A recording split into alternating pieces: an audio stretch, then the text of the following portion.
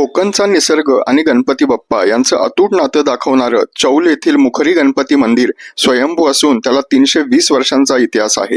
याचे मुख्य गणपती हे नाव प्रचलित आहे, परंतु चौल हे मुसलमानी अंमलाखाली असताना मुखरी हे अपभ्रंशात्मक नाव रूढ झाले।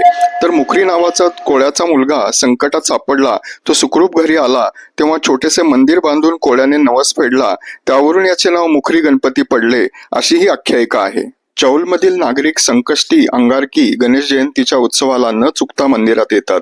मंदिर परिसरात अतिशय सुंदर दीपमाळ तसेच पांडव निर्मित एक देखणी पुष्करणी आहे।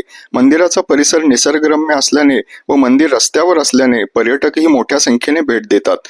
या चौल रेवदंडा परिसरात पांडवांनी एका रात्रीत 360 मंदिरे बांधल्याची आख्यायिका आहे। या मंदिराचा संपूर्ण व्हिडिओ आणि त्याची लिंक खाली दिली असून नक्की पहा। जय शिवराय।